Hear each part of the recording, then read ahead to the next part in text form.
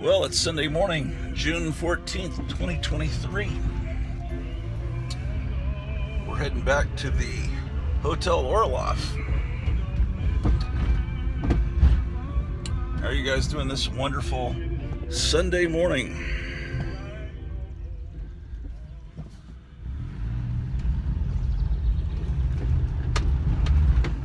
Well, yesterday they had garage sales, yard sales all over town. It's a special day where a bunch of people have them all around.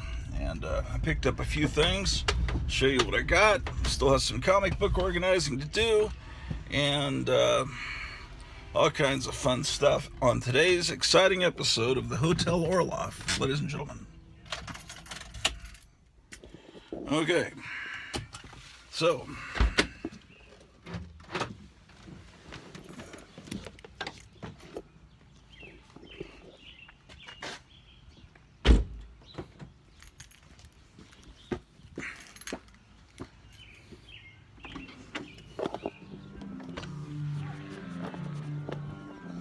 well, here we are.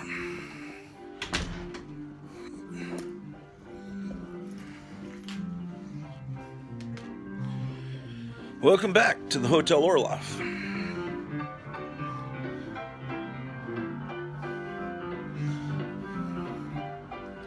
Yeah, it's a beautiful day in the neighborhood. I think it's in the 70s, 77 degrees, I think is what I saw. Where are my shoes? That's what I'm asking you. Oh, one thing I got was this this drinking bear. Look at this thing. Hold it under the light.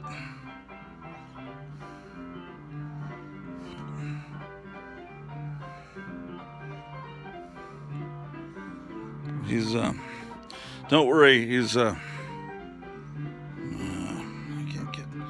drinking fruit juice. Fruits juice, it says. You see that? Oh, there we go. Fruits juice.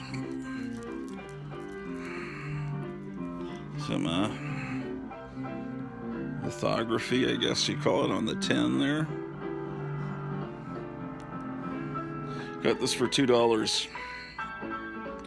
I thought I had some other animal that's drinking, but I can't find it. Or maybe I just saw it at the antique mall so many times back in the old country that I thought I had it. They had a whole bunch of these drinking animals. But I think what I'll do with this drinking bear is put him over here. Now, last year on the same day when they had all these yard sales, I got this little drink dispenser guy here. But and a long time ago in the old country, I got this drinking guy here. But I think if I move a few things, I could put the bear here. I'll move the purple people eater. Where can I put him? Let's set him over here. I'll find a good spot for him in a minute. Here's all the EC, here's all the EC reprints that I was talking about in a recent show. Okay. Yeah, it's just a day of organizing here at the Hotel Orloff. This is a little toy I've had since I was a little kid. It's from Corgi. It was Naughty's car. And I now realize that this was a TV show that was popular in the 50s and 60s in England. And I bought this in Germany. And so this is something that's always been with me and I've always loved. But I'll find a better location for that. Okay.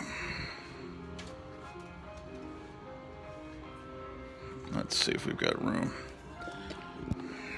Now if I put the drinking bear here, and I put this little mouse here, I guess that looks pretty good. Nice, tasteful display.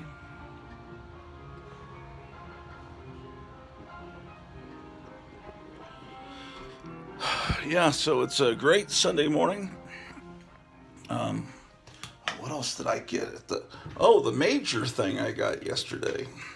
It was a quite spectacular find at a yard sale. Got a cool couch. I'll show you. That I think makes the lobby here at the Hotel Orloff look all the more appealing. Show you.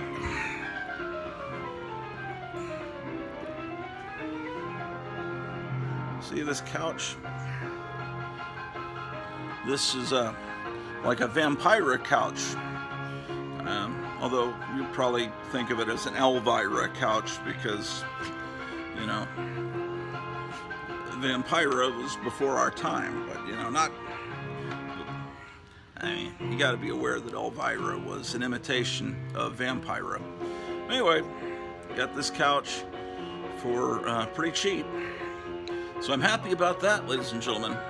Looks very elegant and tasteful here,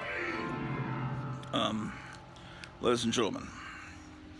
And I also got two great 1920s Jesus pictures. Usually these pictures are very faded, but this is very colorful and vibrant. I've got to figure out where to put it. Isn't that cool?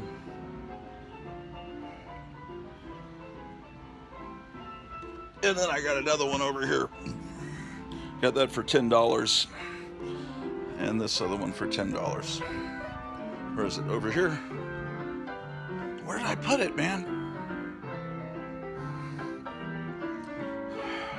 Oh, it's over here, because I was going to hang it up over here. I think I set it down over here.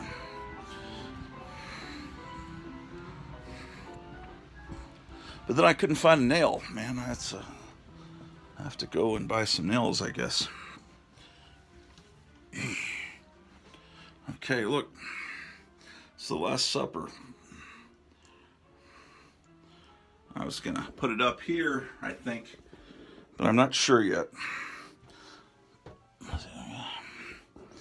So that's something cool. What else have I obtained lately? What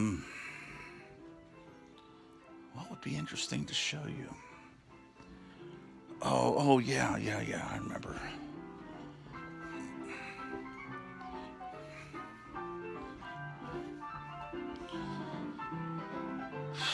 Yes, we play Christmas music all year here in the lobby of the Hotel Orloff because it's just so cheery. Oh, I got this little mirror sign from probably the 1970s when they made all this fake nostalgia. Sold everywhere in glass or bottle, delicious Coca-Cola relieves fatigue, the most refreshing drink in the world. Wherever ginger ale, seltzer, or soda is good, is better. Try it. Anyway, that's a 1970s sign. The lady at the yard sale said it's an antique. She wanted $5 because it's an antique, and then she kind of chuckled like, I don't know if exactly she just couldn't withhold her laughter that she thought I was a rube that would believe that's an antique when it had a little sticker on the side that said made in Taiwan. She wanted $5. And I offered her $4 and she looked very insulted, and I gave her $5 just because I like the sign there and it looks good above my Mexican Coca-Cola bottles. Although I gotta stop drinking Coca-Cola, man. It's affecting me badly, ladies and gentlemen. All soft drinks are just gonna have to go, man. Okay, what else? Oh, I forgot to show you last time. Oh, and then I was at another garage sale, and some of the coolest stuff they had was on a table marked free, just take it. And I don't want to take stuff from the free table without buying something, but the stuff at the free table is better than the stuff I bought. I don't even remember what I bought, actually. What did I buy there? I don't know. But look at this. I got this Joni from Happy Days, 1977 Paramount Pictures Corporation. There's Joni, Erin Moran, highly collectible. Anyway, Happy Days glasses. Look at this. I also got this free. It's Fox Predator Call. Look at that. Can you see that?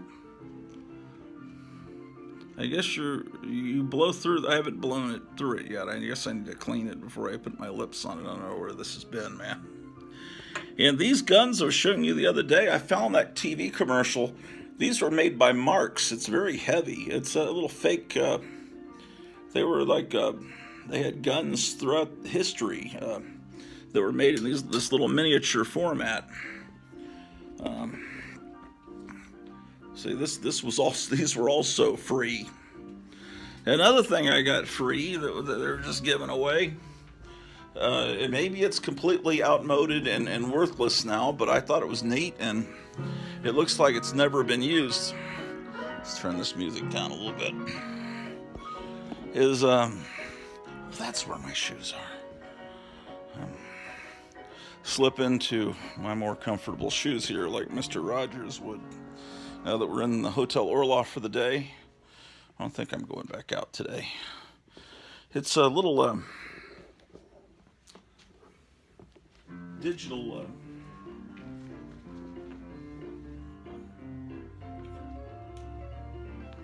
Oh yeah, let me show you this couch. Kind of not focusing here. This is the couch.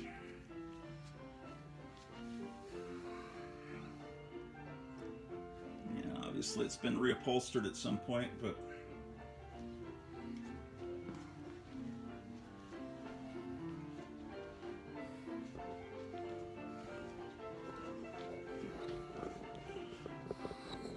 I got that very cheap. What do you think this is worth? And tell me in the comments down below. I think it looks very appealing here in the lobby of the historic Hotel Orloff here in Rural Retreat, Virginia. This building was built a few years before the Civil War. Okay, let me show you this other thing I got. I've got to unplug the Wi-Fi upstairs to figure out what the Wi-Fi password is. This was just said free, take it. And it's a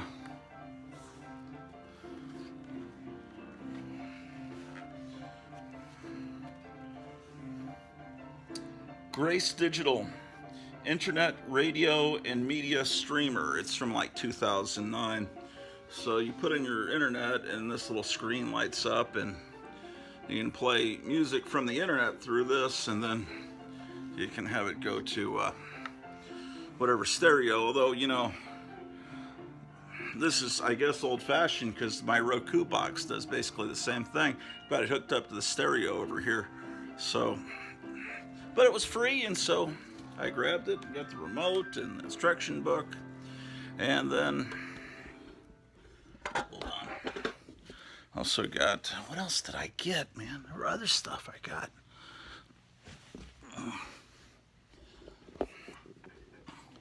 Let's see. Oh, for 50 cents, I got this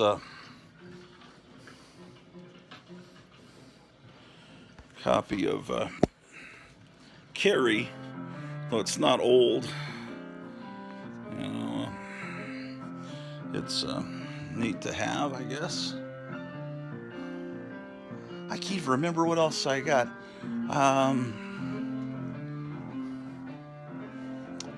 Shoot. Oh, the other thing I got free, I haven't tested it to see if it works, but it looks pretty much brand new. That's a Sony DVD player. Maybe people think it's just outmoded because Blu-ray's now in. Got the remote and all that. Just all in a box saying free, take me. All right.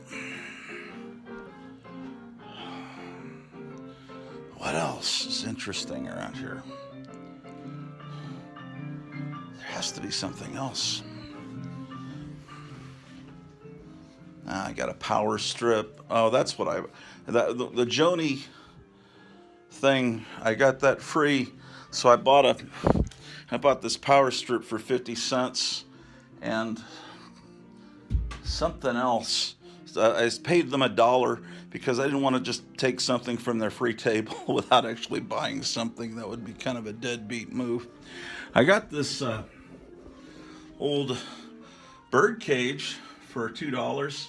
I put a little Rodin kind of thing inside of it, since I don't have a bird. But it's someone's painted it pink, and I thought it looked very dignified here in the foyer of the Hotel Orloff, because decorating here, the key is dignity, always dignity in our inferior decorating here. So, I was showing you comics last time, and the camera died. So, let's see, what did I not show you?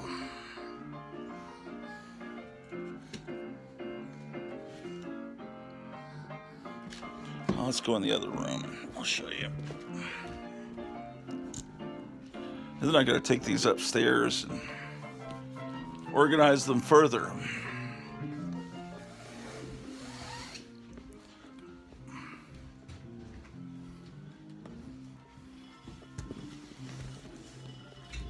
So, how you guys been doing on this wonderful day?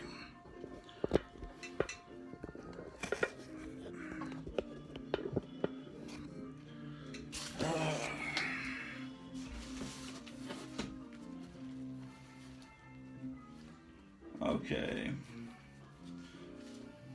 When we left off, we were looking at these Blitzkrieg comics, these DC war comics. And then there were a couple of books that I hadn't shown you yet. And we'll look at them now. Then we'll head on upstairs.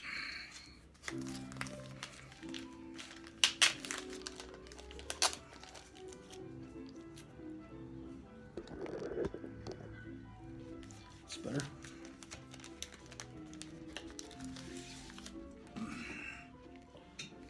It's from Tower.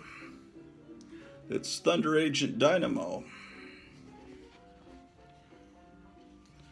From the amazing Wally Wood. Can you see that?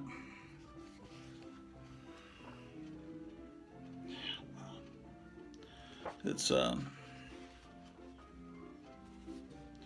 this company had a line of superhero books. Wally Wood tried working at Marvel, but he was kind of treated badly by Stan Lee. Wally, I think, out of jealousy, from what I understand, because Wally Wood was one of the greats. Always has been one of the greats. In the '60s, when he was doing art for Daredevil, and actually wrote a story, and Stan Lee didn't like how he wrote it. He was respected as one of the greats, and he always will be one of the greats. This is, so I guess he moved over and started doing his own stuff with these Thunder Agent books. It's a whole line of these books. Always liked this villainess. She's someone that I'd like to someday do a painting of, this character. I think it would be fun. In fact, I think I think I'll do it. I think I'll do a painting of her.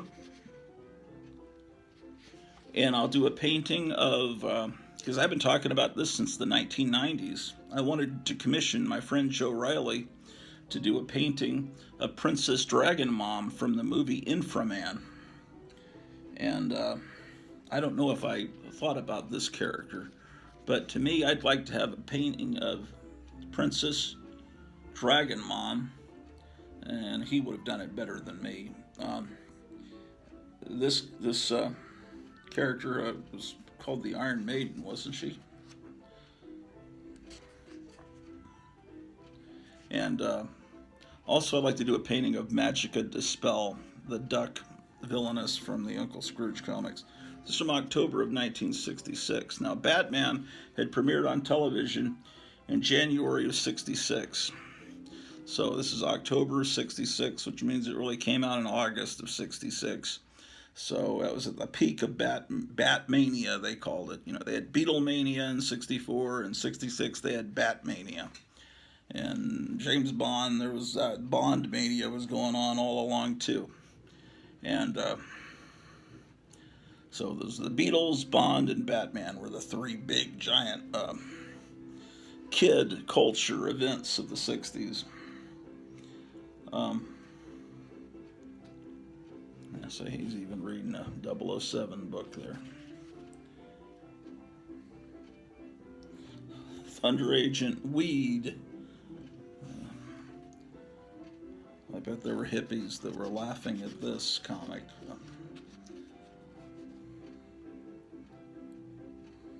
Anyway, it's just, I can't stop looking at it. Why were these books not successful? They were 25 cents. Even though the art was great and they were wonderful comics. 25-cent books, even though they're bigger size, you know, kids could get two comics, two 12-cent books for 24 cents as opposed to one big book. That's just how things were. Now, I was thinking about this, something I never thought of. You know, we were talking about prices of comics. You know, comics stayed 10 cents from the mid-1930s, you know, when comics first started reprinting stuff from the Sunday Funnies in, 1933, I think was the first, like, what you could recognize as a comic. And by 1938, you know, and the superheroes started, you know, original characters for comics, you know, Superman and then Batman. Comics were 10 cents right up until the very end of 1961. And then they went up to 12 cents. For most of the 60s, till about 68, when they went to 15 cents. Then in late 71, early 72, they went to 20 cents, right? Then 25 cents, they went up to 25 cents. Like the beginning of 75, somewhere there. 76, 77, they went up to 30 cents. 76, 77, and then I think the summer of 77, when Star Wars was out, they were experimenting with going up to 35 cents. So they're up to 35 cents, I think, all through 77, 1978, I think they went to 35 cents. Is that right? I might be wrong. I think they went to 40 cents in around 1980. It kept changing so much. And then in 1980, DC experimented with dollar comics that were thicker. But and I thought, well, gosh, the economy must have been very stable all through the 30s, 40s, 50s until 1961. The comics were consistently 10 cents. But here's something I didn't think about. The page count was going down and down and down. So that's how you were, just like you see in the supermarket now, you say, well, they're keeping the prices the same, but then you look at, if you have an old package of that same product, you realize, oh, it's a lot smaller. They're putting fewer chips in the bag, you know.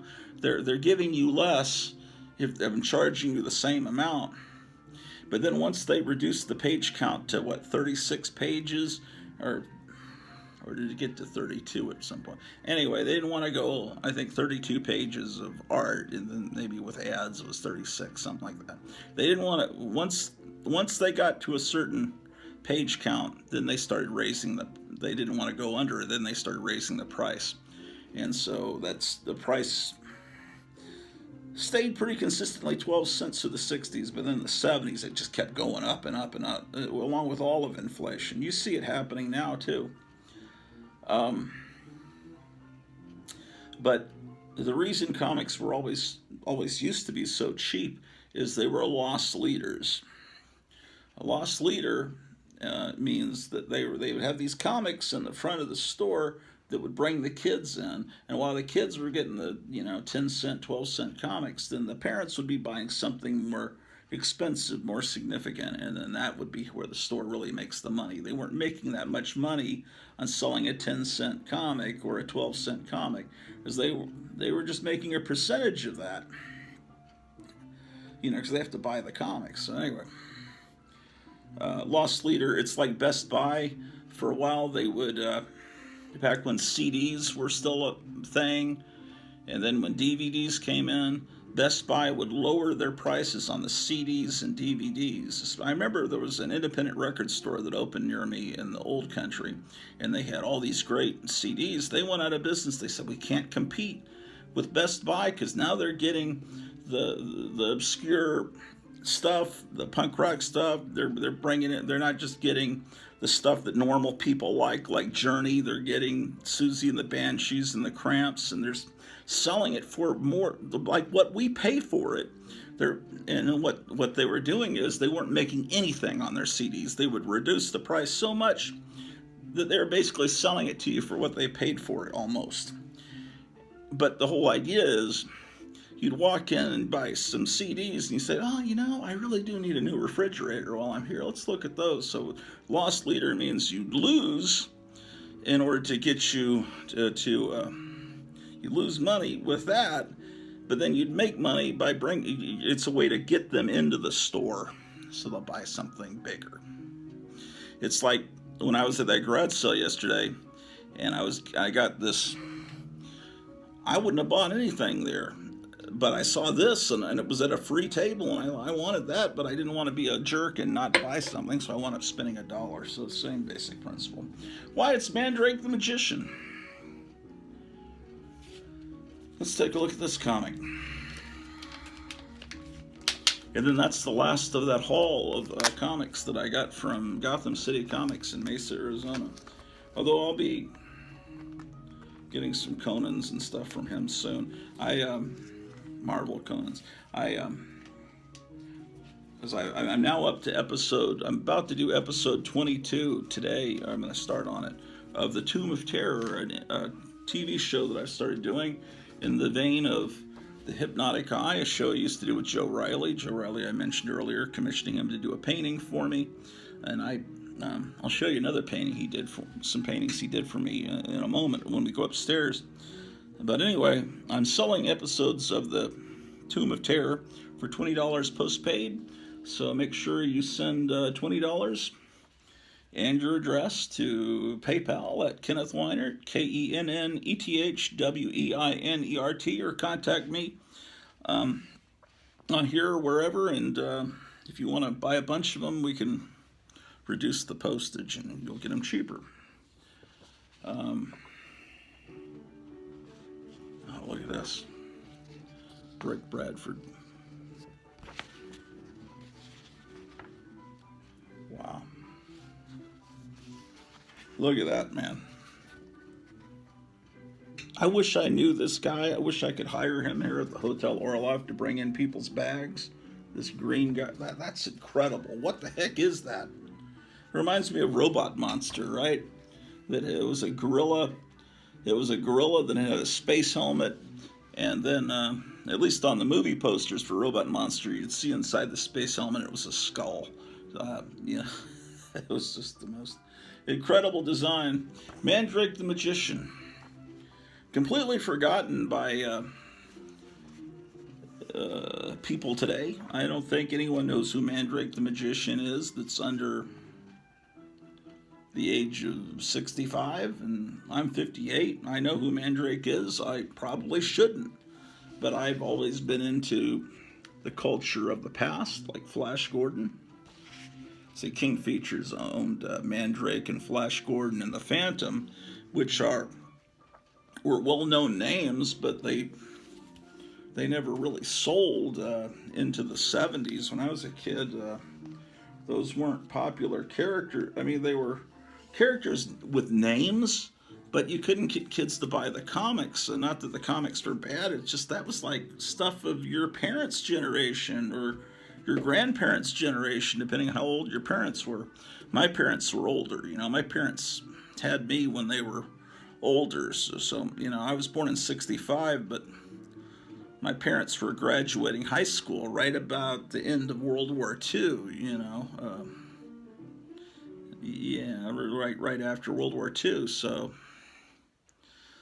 they had already, they were in their late 30s when they had me. So my older brothers were both more like 10, 11 years older than me.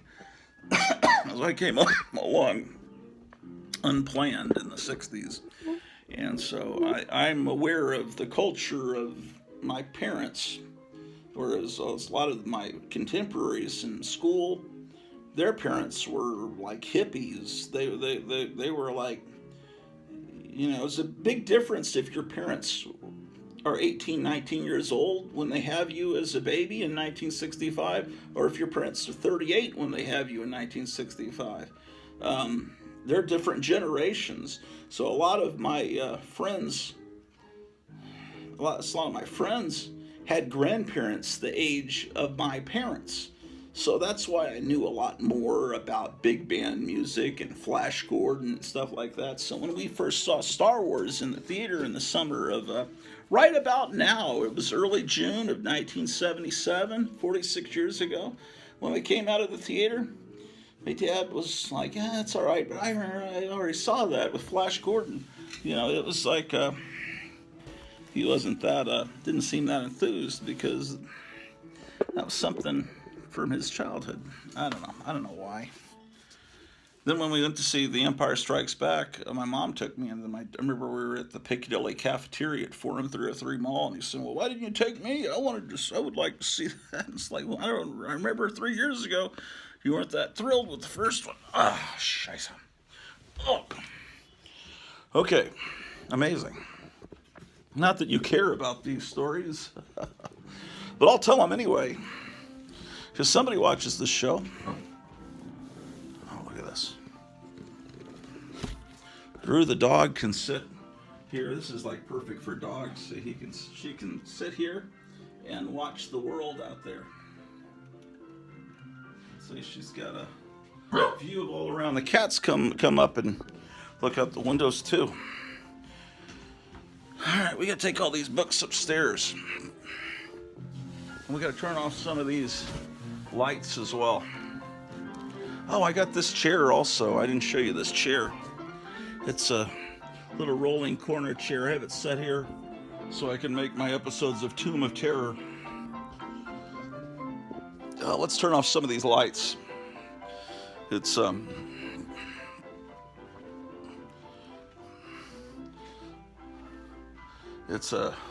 Greta Thunberg nightmare around here. Okay.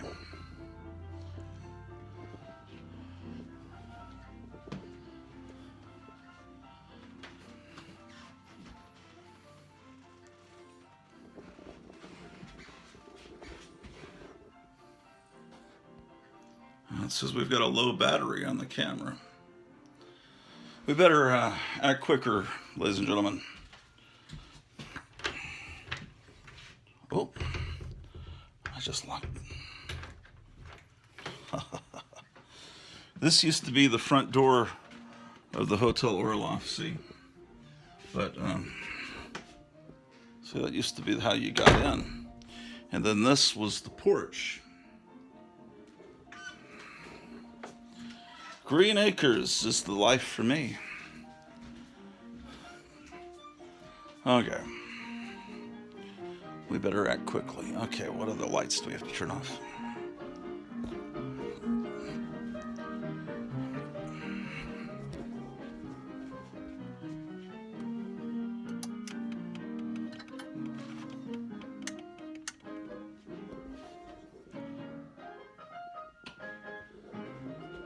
All right. I just turn these lights on when we do these shows so that we'll have some light.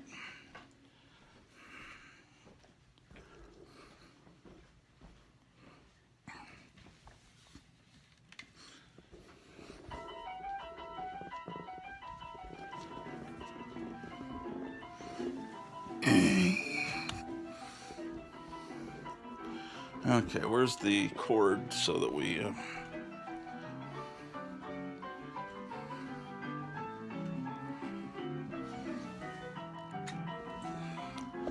Alright, this is your lifeline. This will keep the electricity in my phone so the show can keep going.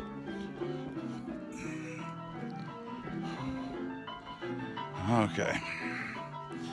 Now, I need to turn off the porch light.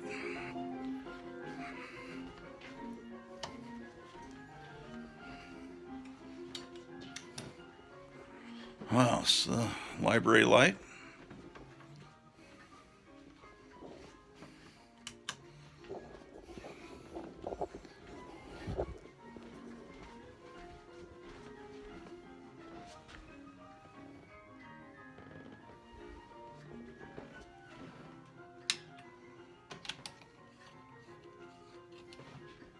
All right, let's go get that box of comics and head on upstairs.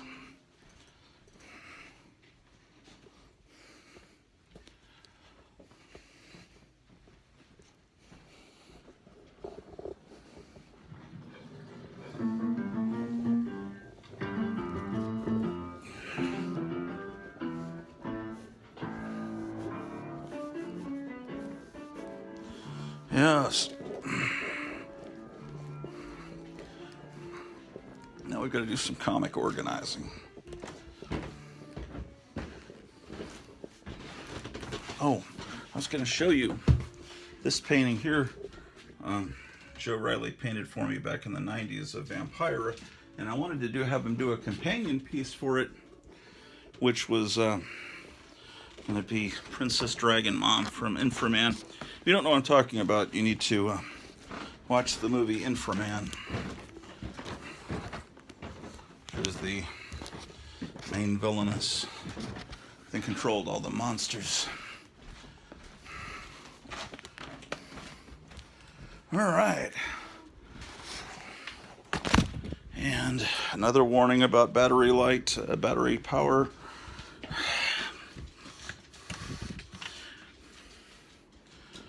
Okay, are we going to make it?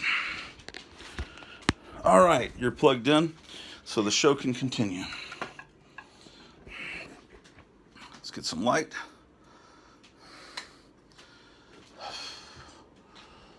Yeah. Yeah, buddy.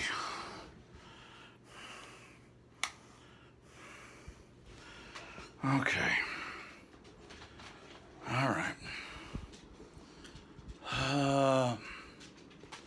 Okay.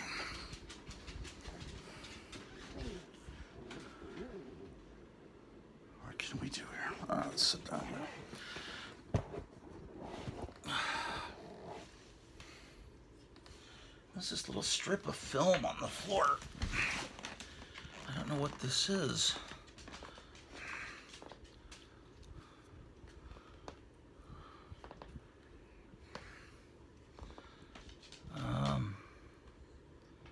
What is this? Look, no, that's a picture of a car there. I don't know what that even is, man. Okay.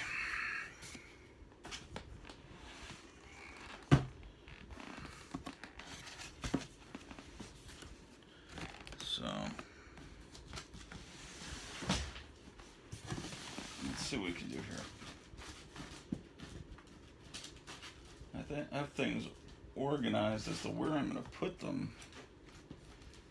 Okay, this is Bronze Age. That's DC War Books. Weird War. Okay. All right. I see what this is.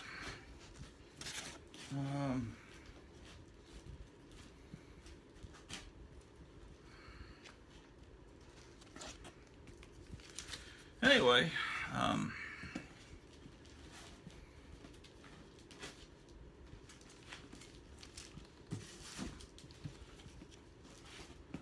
I see what we got to do. Where are the DC War Books? Oh, there they are. I gotta get some of these boxes down. Okay.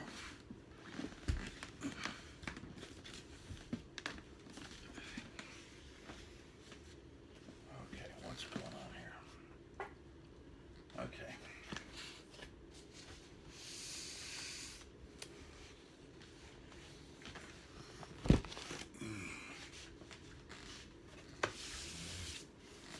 This says Archie Comics, but it can't be Archie Comics. What is it? Oh, it's Justice League of America. Oh, the box was on in backwards. That's why. This is Flash to Justice League. DC War Books Box 1, which is where we'll be able to put in those Blitzkrieg books and the All Out War books. Okay. So it looks like I already had just the one issue of All Out War, which I think is the one I just got. It said this is a beat up one from like a dollar bin. I got a few of them from Gotham City Comics in Mesa, Arizona, and Meyer Greenblatt may have gotten the other ones, I don't know. But they were half price. This is issue 4, and this is 5.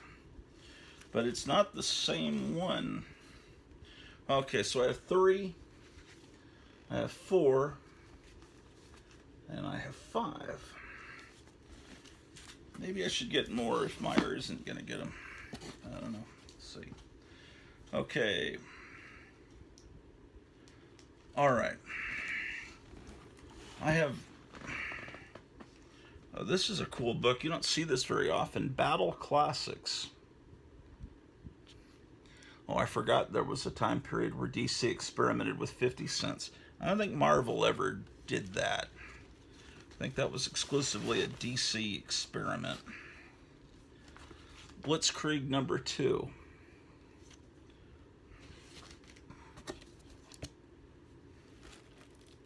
And then I have Blitzkrieg number 4, which is, well, I got another 4 just now. Oh, this was Blitzkrieg number 3. Okay. Let's see, then I got Blitzkrieg number 4, which I think I was showing you when the camera cut off last time. And then Blitzkrieg 5. And that may be the whole run of Blitzkrieg. I may need just issue 1.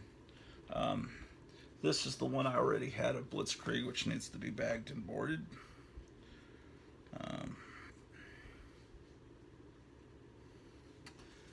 Yeah, that's great stuff.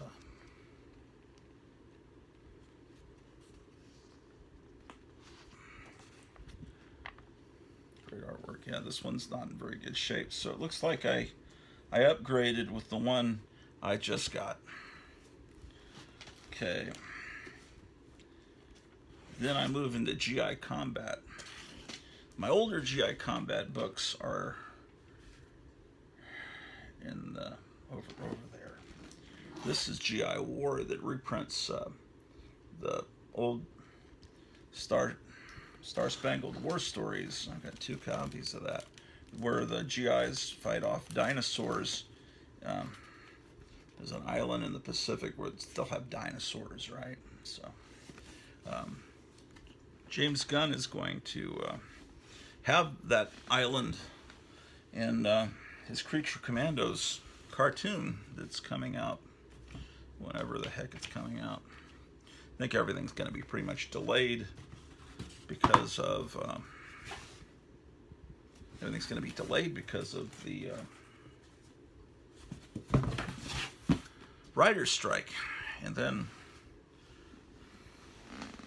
I hear they're supposed to, someone's saying they're about to release another Pandemic, you know, just accidentally from a lab, like the end of fall, you know, because they usually plan out those accidents months in advance. But you're not supposed to talk about that on YouTube. Let's see. Okay. Here's a Weird War 95, and I was just looking at these other Weird Wars over here. Okay, that'll go over here.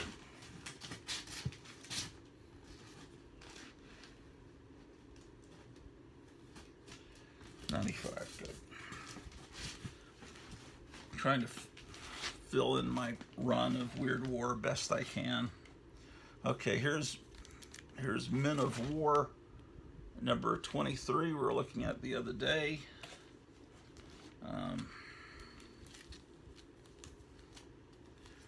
And I have some other Men of Wars over here.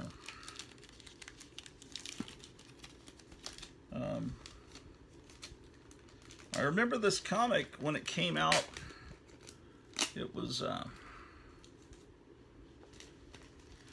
they had a story called Codenamed Gravedigger that was supposed to expose the racism in the service in World War II, because I'll show you in this comic they show, this is my childhood copy. It's a codename Gravedigger, and they show that they made African Americans dig the graves. And I asked my father about that, who'd been in, you know, the Korean War and the Vietnam War, and he says, you know, actually the service, the United States Army, is like the least racist organization you could think of. There really isn't. Once you get into the military, racism is really not a factor. So he disagreed with the comic. Oh man, I already have a kind of a beat up copy of number 23. So now I have another beat up copy. I don't know why. I guess boys that read these war comics didn't treat them too good. Issue 9 was the first one I bought, last one I bought off the stand. I could tell because Enemy Ace was in it. And I loved Enemy Ace. Yeah. Here's issue 2. I bought that off the stand too because of Enemy Ace being in it. Okay, so that's fantastic.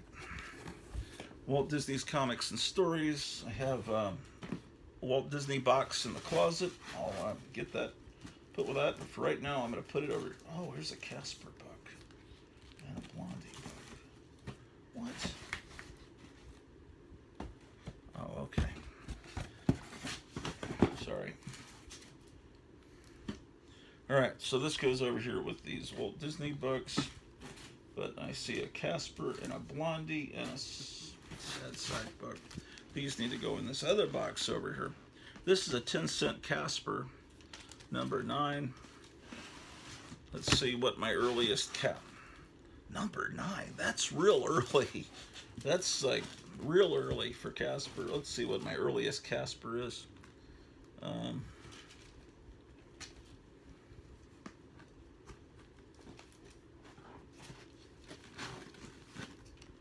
Looks like my oldest Casper right now, before, was 19.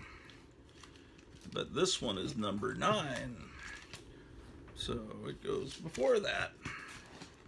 And then Blondie, this is a Harvey Blondie, so we'll put that here. Do I have any other? I think I have another Blondie in here. Do I? Blondie. There was a series of movies, Blondie movies, that played in the 40s. Before there was television, they had series. These were on television. They had radio show series. And there was a Blondie radio show, but they had a Blondie series of movies. There must have been a dozen or more of those things, man. They were... like Blondie goes on vacation, Blondie does this, Blondie that, and they had Penny Singleton and Arthur Lake played Blondie. I mean, Penny Singleton looked just like Blondie. I thought the guy that played Dagwood was very strange. I mean, very spastic and like mentally deranged, the way the actor played him. But I guess that's the way he's portrayed in the comic. What's up, Drew the dog? Alright, okay, I thought I had some Blondies, but I don't see, it goes from, okay, I think it's time to change this shirt. It's the same shirt I went garage sailing in yesterday, and she's sniffing my underarms, which must mean that they don't smell too good, but dogs love it. Okay, I'll just put the sad sack in here. I know it goes in another box, but good grief. For crying out loud, woman, what you doing there? Ah, don't do that to me. Okay.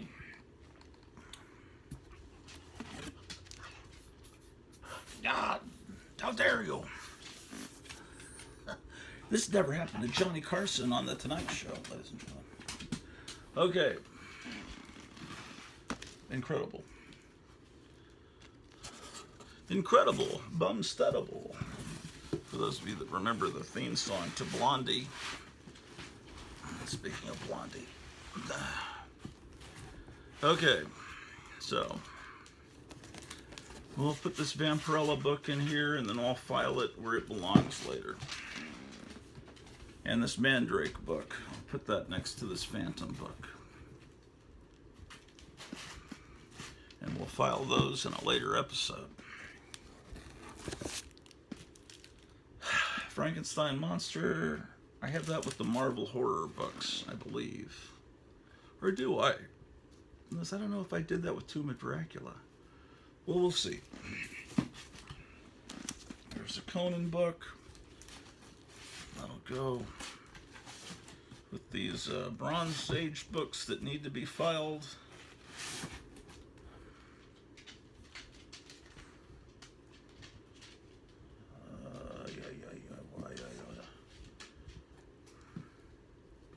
Okay, there. Okay, we're getting to some DC war books. Good. Sergeant, oh, that's Our Army at War, Our Fighting Forces. Okay.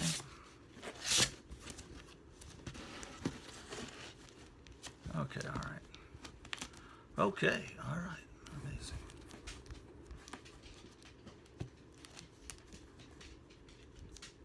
Let's get these Charlton books out and over. No, Drew, no.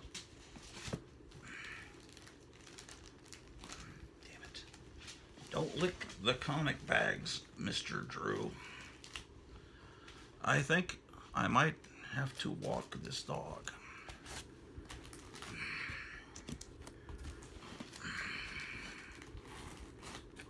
Just a moment, Mr. Drew. I dare you.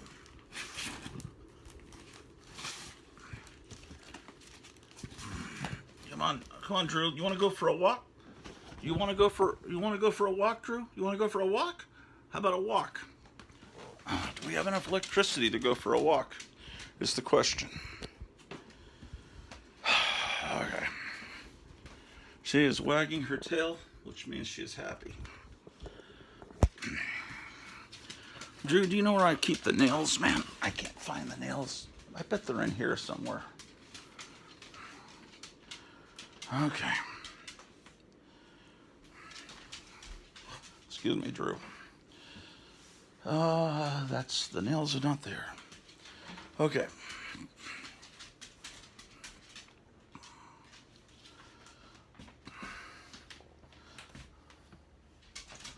Well, there's some more books that have to be filed too. Okay.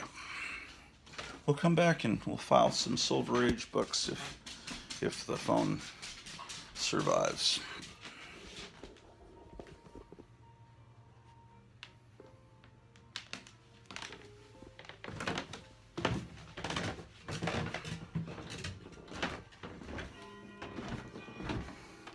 This is also a painting done by Joe Riley here of Ed Wood. Let's turn this light off.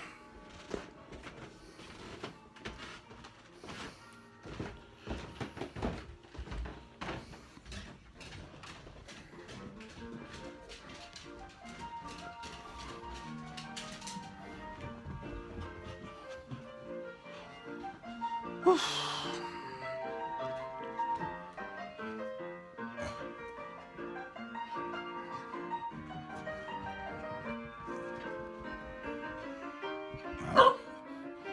Kevin, if you're watching this, let me know a time that would be good to Kevin Johnson of Gotham City Comics. This is his day off, but he was wanting to show his collection of EC comics, and I'd love to see that. So if he wants me to go live at some point today or tomorrow or whenever. I think everybody would love to see EC Comics, real EC Comics, not replicas or whatever. Oh, God darn it, she punched me in the... You don't want to know where. Okay.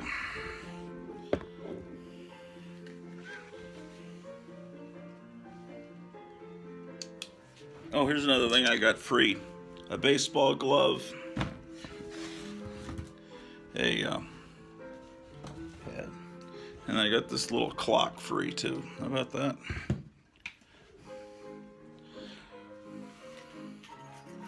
All right, Drew, let's go to the great outdoors. Take off to the great outdoors, in the words of Geddy Lee.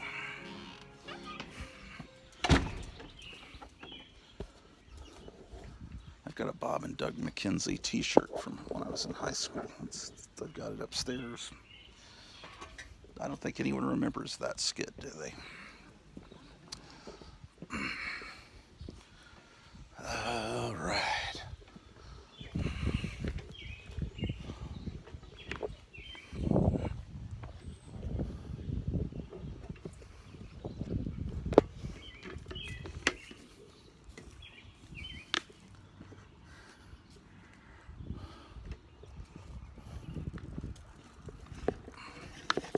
Come on, Drew. Let's get out of the street.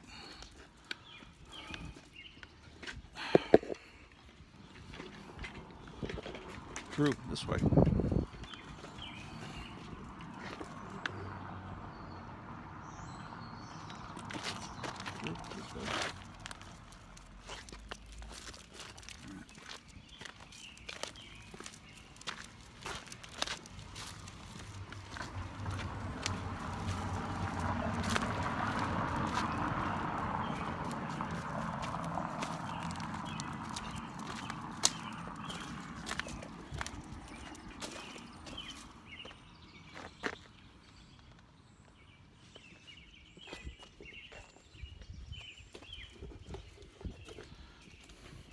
Oh, it's saying low battery, man. Look at these roses.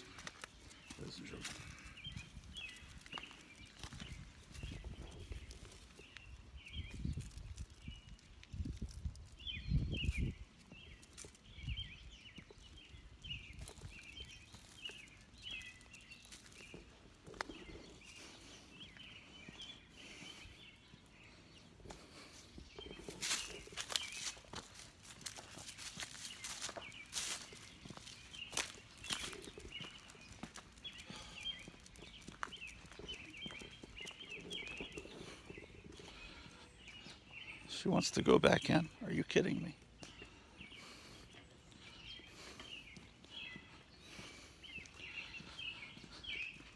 I guess she just wanted to check out the great outdoors for a moment. She's wanting to go back in. All right.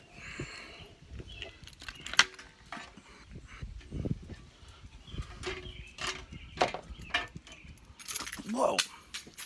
Drop my keys, ladies and gentlemen.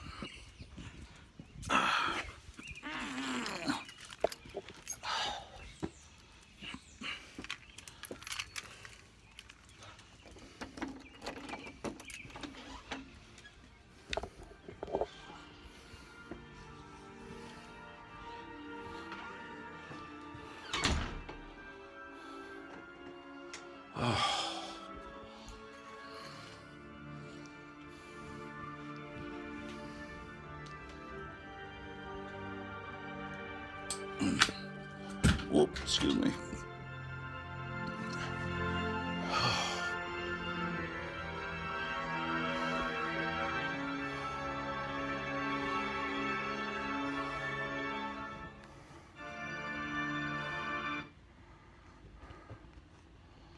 Let's see.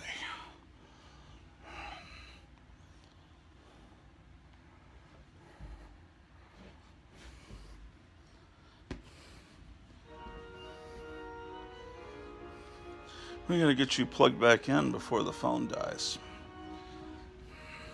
And what do you guys know about those digital radios, those internet radios? What is that just outmoded piece of garbage, or I hated to see it just.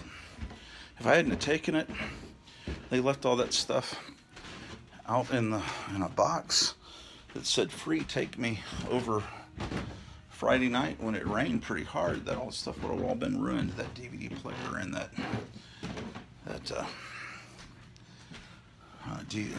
digital, whatever the heck, internet radio.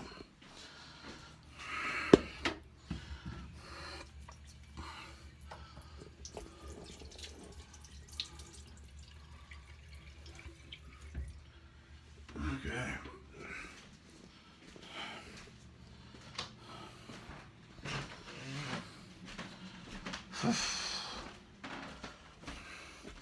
All right.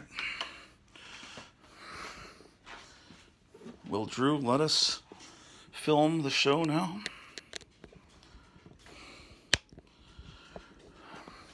At best, we're going to have another 10 minutes of this show because the memory situation on this phone.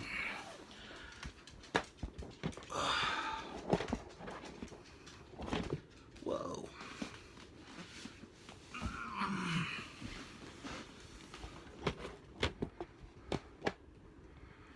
Okay. Perfectly straight. Excellent. Okay, our fighting forces.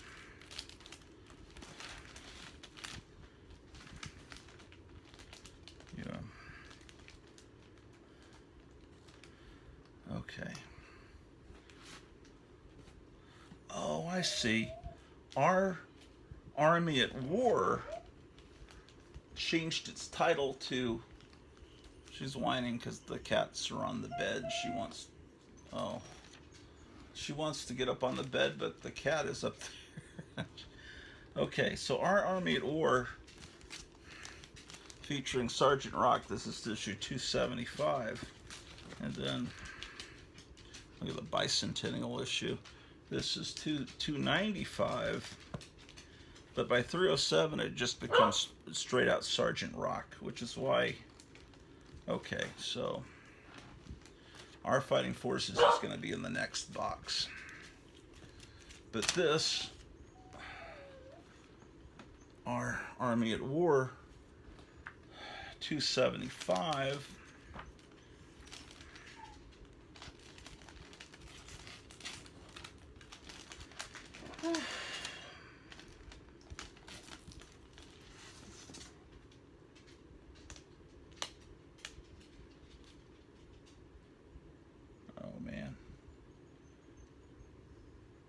This this must actually be DC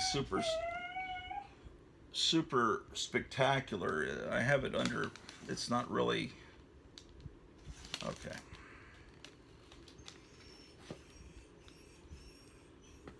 We need to look at what's going on in the other room so you understand why she's whining.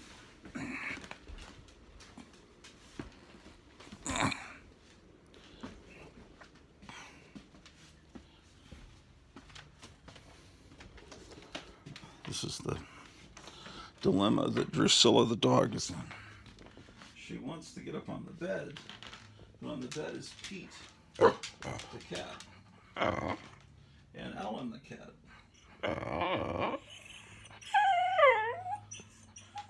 Look, Drusilla, look, here's what you do.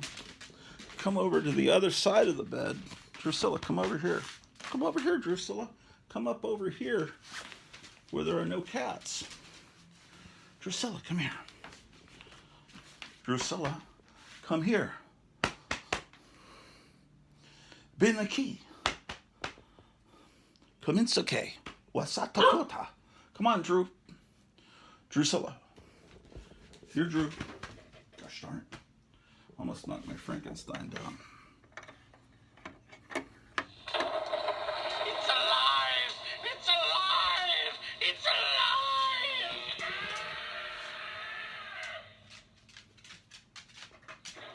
There's nothing to be afraid of. That's right, Drew. There's nothing to be afraid of. They're just cats. They're your brothers, Drew. You are their sister. Come here, Drew. Walk over here into this side of the bed. Come on, Drew. It's perfectly normal for dogs to sleep with cats. Come on. Come on, let's go. Come on, let's go. Come on, Drew. You must do it.